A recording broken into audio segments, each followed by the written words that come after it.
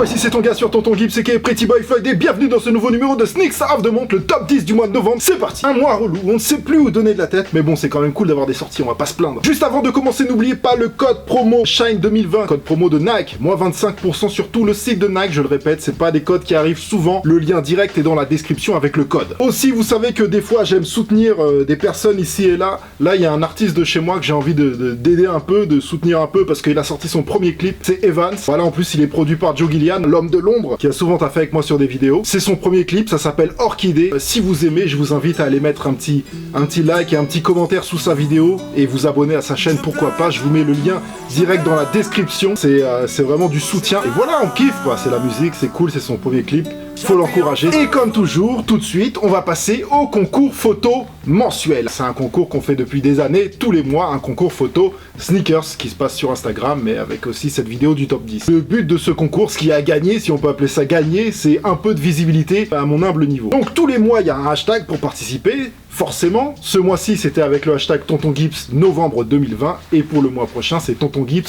décembre 2020, tout simplement. Et je reprécise pour ceux qui n'ont pas suivi que les thèmes, il n'y a plus de thèmes imposés, les thèmes sont redevenus libres. Bien sûr, c'est un concours photo sneakers, vous pouvez faire des outfits, mais la pièce centrale doit être la sneakers. C'est un concours photo ouvert à tous. Alors, il y a 5 gagnants, hein, comme toujours, c'est toujours un choix très difficile. D'ailleurs, au début, il y avait 3 gagnants, mais ça devenait tellement impossible de choisir que je suis passé à 5, parce qu'en vérité, il y a plein de photos qui pourraient être dans le top 5. Mais je dois choisir, et désolé pour ceux que je ne choisis pas, mais bon, faut bien que je choisisse, quoi. Alors, en numéro 5, il y a le frérot, la Bisboo, avec cette photo de la Air Max 90 Randell, qui est très clean. Voilà, le pantalon, les feuilles et la shoes s'accordent très bien. C'est une vraie photo automnale, mais c'est surtout une photo de très bonne qualité. D'ailleurs, pour revenir sur la qualité des photos, faites attention si vous participez au concours, voilà, il y a un minimum de qualité. Des fois, c'est dommage, parce qu'il y a des bonnes photos, mais la qualité n'est pas là, et c'est vraiment dommage. Donc faites gaffe à la qualité, les gars, et les filles aussi, parce qu'il y a toujours beaucoup de filles qui participent au concours. En tout cas, la Bisboo, bien joué, c'est très joli. En numéro 4, Harold Picture, avec la Yeezy 700 Safflower, voilà, dans le thème, avec les fleurs. Super qualité, c'est d'ailleurs pour ça que j'ai choisi cette photo. Je vous rappelle que tous les Instagram des gagnants sont dans la description, alors si le cœur vous en dit, allez les suivre. Et bien joué, Harold Picture. Numéro 3, c'est le retour, le comeback du créatif Kiki Blini, voilà, qui remet le couvert et qui se donne toujours un mal de fou incroyable pour faire des photos, toujours dans un thème précis.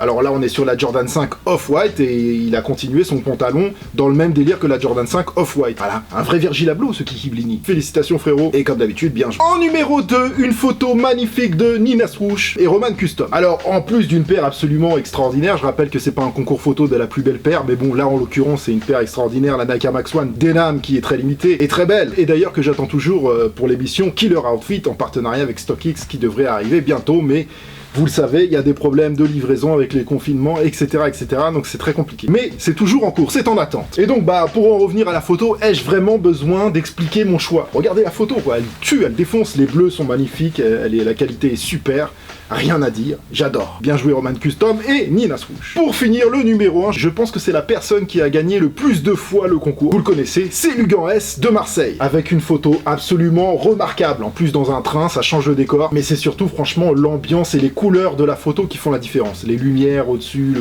le flou qui est parfait, tout est clean.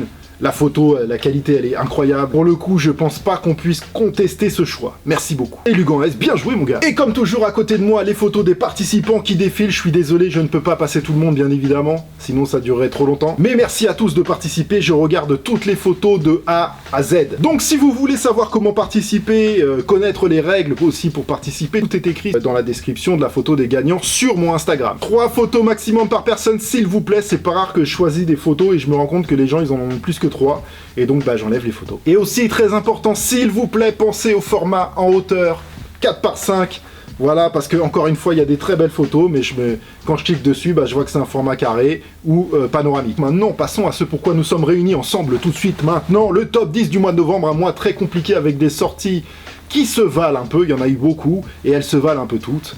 Voilà, il y en a quelques-unes qui se détachent, mais pas beaucoup, et du coup, c'était très difficile de choisir. D'ailleurs, en précision, je ne parlerai pas des Air Jordan 1 Dark Mocha, car la sortie officielle est en décembre, même s'il y a eu des accès un peu plus tôt sur le site de Nike. Pareil pour la 11 Jubilé. Je ne parlerai pas non plus des New Balance Casablanca, car c'est un restock. Bien sûr, la Air Max One Lemonade pareil, sort au mois de décembre. N'oubliez pas que ce n'est pas un classement qui est basé sur mes goûts personnels, c'est un classement qui se veut travailler avec beaucoup de critères qui rentrent en compte la cote, l'originalité, la popularité, la beauté, le design, le storytelling et plein d'autres choses. J'essaye toujours de faire un top 10 qui soit au plus près de la réalité. Et même si c'est pas un top 10 qui me plaît à moi. Et d'ailleurs, comme vous me l'avez souvent demandé, maintenant je fais mon top 5, mon top 6 personnel juste après le top 10. Comme ça, vous connaissez mes goûts et ce que j'estime mieux personnellement. Donc mon top 10 est tout de suite après aussi. Et bien sûr, comme d'habitude, tout de suite après la catégorie Challenger avec des paires qui auraient pu figurer dans ce classement, en tout cas qui étaient en réflexion pour ce classement. Oh mais la liste des paires citées dans cette émission est dans la description avec quelques liens pour en cop, quelques-unes. Pour ce mois-ci, je précise quand même, parce que je sais que vous allez me le faire remarquer, que c'est un classement qui est à 90% Nike, c'est un top 10, 90% Nike. Je suis désolé les gars, c'est pas moi qui fais les sorties, moi j'aime la diversité, j'aime les paires différentes, mais en ce moment Nike ils sont très chauds, hein. C'est comme ça, c'est un classement objectif. Sortez vos vestes, Inifu, j'envoie les flammes. Numéro 10, on commence en douceur avec la Adidas Yeezy 700 Safflower. Alors pas de code faramineuse, mais la paire est populaire, c'est une réussite esthétique de chez Adidas Yeezy. Elle fonctionne mieux que d'autres modèles, elle est sortie le 14 à 200 € et vous pouvez vous l'offrir pour pas beaucoup plus cher à la revente, tous les liens en description. Numéro 9, si je faisais un classement sur la popularité, on est en première place de ce classement avec cette Air Jordan Retro 5 What 2 qui reprend les colorways légendaires des meilleurs modèles de 5 comme la Tokyo 23, la Raging Bull, la K54 ou encore la Bel Air, etc.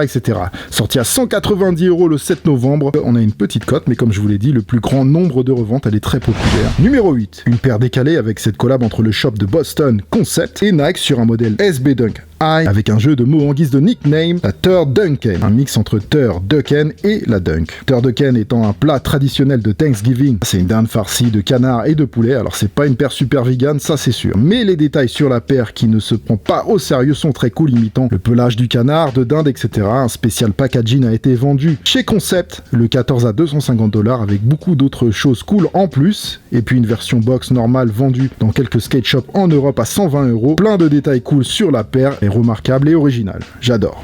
Numéro 7, la Black Metallic Gold qui sort d'ailleurs demain car le mois se termine demain lundi en patent leather. C'est un colorway inédit, inspiré de la mid de 2003 ou de la Black Metallic Gold White 2013 mais qui avait une midsole blanche et une outsole gum. Lien en description. Numéro 6, un classique pur et dur incontestable, la Air Jordan 4 Fire Red revient dans sa version OG au plus près de l'original de 1989. Dessiné par Tinker Hatfield bien sûr avec enfin le Nike Air sous le heel tab. Il y a une version Mars Black Moon qui est sortie en 2006 avec Spike Lee sur le talon. Il y a une réédition en 2012 mais avec le Jumpman sur le talon et la voici en 2020 comme en 1989 avec le Nike Air sur le talon. On peut donc parler d'une vraie première réédition 31 ans plus tard et juste pour ça c'est le fait. Pour l'anecdote, c'est Michael Jordan lui-même qui voulait mettre le Jumpman sur le talon car il tenait à ce que la griffe Jordan Brand soit une marque à part entière, donc il voulait plus voir de swoosh sur les paires. Mais bon, il a cédé à la pression était trop forte. Numéro 5, collection Concept Japon qui exclut Japon de 2001, le Glide Cling Pack. On voit partout CO Japan, juste pour information, le CO ça veut dire concept, voilà.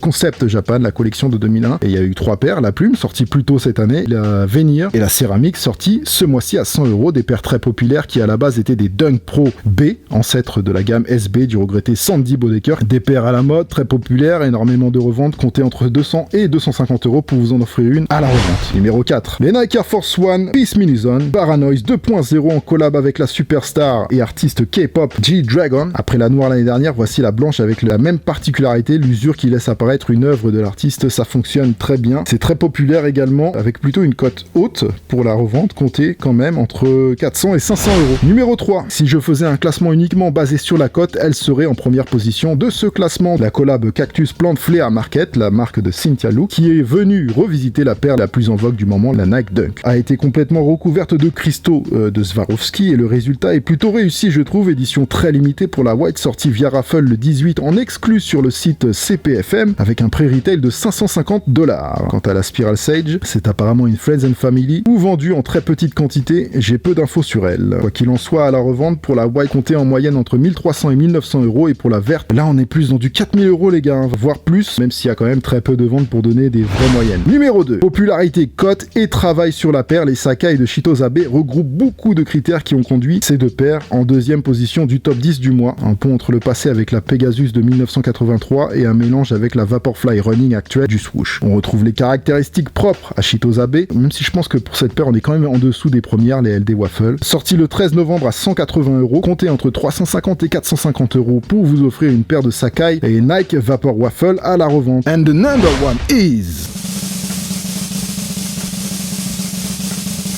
Franchement, je suis content de pouvoir la mettre en première position parce que vu comme ça partait au début, c'était pas gagné. Mais avec les jours qui passent, la paire a retrouvé sa place bien méritée. Une paire exceptionnelle qui regroupe le plus de critères pour être ici. La Nike SB Dunk Low Pro Elephant Print. En gros, c'est la paire à la mode avec un des plus beaux prints Air Max One jamais fait. À l'époque, en collaboration avec Atmos de Hirofumi Kojima. Celle-ci n'est pas une collaboration officielle, mais un hommage complètement assumé. Elephant Print pour la peau d'éléphant qu'on a vu la première fois sur la Air Jordan 3, paire préférée de Kojima, dessiné par Tinker Hatfield encore une fois, et le Clear Jade, voilà, qui est le bleu que vous voyez turquoise là, qui représente l'eau quand un éléphant s'arrose avec sa trompe. Une distribution limitée réservée à quelques skate shops et vendue sur Nike SNKRS, même si la paire a connu des problèmes de livraison avec des shops qui ne l'ont pas reçue ou pas encore reçue. Est-ce qu'ils vont l'avoir? Affaire à suivre. Pour vous offrir cette paire magnifique, comptez entre 300 et 450 € pour l'instant. Maintenant, mon classement personnel avec mes goûts à moi, j'ai fait un top 6. Si j'avais envie de choisir selon mes goûts, en 6, j'aurais mis les Nike ACG Mountain Fly Gore-Tex qui sont dans les Challengers juste après, vous allez les voir. C'est du techwear, j'imagine des tenues de malade avec. En 5, les Air Jordan 35 Bayou Boys qui sont dans les Challengers juste après aussi. Une tuerie. En 4, c'est pas vraiment des sneakers, mais c'est dans le game, la collab Timberland et Billionaire Boys Club avec les Beeline. En 3, la Nike Air Max One Strawberry Lemonade. C'est quand même vraiment catastrophique de mettre des paires comme ça en Challenger. En 2, la Air Jordan 4 Retro Fire Red, juste parce que c'est une vraie première réédition et c'est lourd. Et en numéro 1, ça ne change pas, la Nike SB Dunk Low Pro Elephant Print, c'est du feu. It's done, family! Tout de suite, la catégorie Challenger avec des paires qui auraient pu figurer dans ce classement et je vais prendre mon téléphone car je ne connais pas toute la liste par cœur. Merci. Je précise que je ne mets pas toute la liste des Challengers. Et comme pour le mois dernier, comme vous avez vu dans mon top 10 perso, il y a du très très beau aussi dans la liste des Challengers. Alors, la Nike Air Max 90 Infrared, la Nike Air Max 3 Radiant Red, comme on dit. En réflexion pour le classement, vrai classique, mais... il faut choisir. Ça aussi c'est très beau, collaboration Atmos, Jeff Staple avec New Balance, voilà, Crow and Pigeon, franchement ça défonce. Les mecs qui ont fait les plus belles collabs, qui collaborent ensemble sur une paire de New Balance. 24 kilats Mister Sabotage et Diadora M9000 avec une paire limitée et numérotée et surnommée Invino Veritas. La collection palette de Ronifique qui est sortie juste là vendredi, une palette de couleurs de ASICS Gel Light 3, magnifique, toute limitée à 300 paires si je dis pas de bêtises. La collaboration, alors c'est pas vraiment des sneakers encore une fois, mais c'est pas grave, la collaboration entre Supreme et Timberland, 3 colorways magnifiques. C'est malheureux de mettre ça dans les Challengers, mais c'est comme ça. La Nike Air Max One Strawberry Lemonade, Adidas Easy Boost 380 Onyx, réflective et non réflective, j'en ai parlé dans mon top 10 personnel. La Air Jordan 35 Bayou Boys, c'est une tuerie. Et Million d'or et Clarks sur les modèles Wallabies. En plus avec Nas qui faisait la campagne, ça tue. Baker Shoes qui a fait son Adidas Ultra 4D. Encore Timberland en collaboration cette fois-ci avec Billionaire Boys Club sur les Beeline. J'adore ça, c'est stylé, il y a trop de potentiel. Les Adidas ZX8000 en collaboration Bape et Undefeated. Les Nike Air Max 90 Moscou sortis uniquement à Moscou et sur le Nike SNKRS. Les Nike ACG Mountain Fly Gore-Tex. Ils sont magnifiques, c'est du techwear, j'imagine trop des tenues de malade avec, j'adore. La Adidas Easy Boost V2 Fade qui est sortie uniquement en Asie. La collaboration entre Levi's et New Balance qui continue, cette fois-ci c'était sur un modèle 327. 3 colorways. Ça c'était pour vous les filles, une magnifique paire de Air Jordan 6 Single Days. Voilà, pour la fête des célibataires ou le jour des célibataires, la paire elle est très belle, travaillée très finement, et il en reste encore, je vous mets le lien dans la description, bien sûr. Pharrell qui enchaîne avec les NMD Human Race, il y a eu une yellow, une black et une blanche pour nous en Europe ce mois-ci. Jaden Smith qui continue avec New Balance sur son super modèle. Vision Racer, il y a eu 2 colorways ce mois-ci, une yellow et une surplus, avec des pièces recyclées. Obligé de parler de ça, la collaboration, enfin c'est pas vraiment une collaboration, si, c'est une collaboration, une paire de Adidas Superstar à l'effigie de Run DMC, c'est ultra complémentaire, c'est une paire qui a énormément de sens. Voilà, si vous connaissez l'histoire, si vous ne la connaissez pas, bah allez acheter mon livre, tiens. Cultissime Sneakers, il y a le lien de mon livre dans la description aussi. Je place une pub. Chapeau à Size qui a fait ce mock-up Manchester Bee dont je vous ai déjà parlé dans les sorties de la semaine avec un storytelling très très très sympa par rapport à la ville de Manchester sur une Nike Air Force One magnifique. Foot Patrol encore qui collabore avec Puma sur un modèle Puma Suède limité et numéroté. Et on va finir avec la collaboration de la marque de The Weeknd XO qui a collaboré avec Bape et en plus ils ont sorti un super modèle Bape Star magnifique.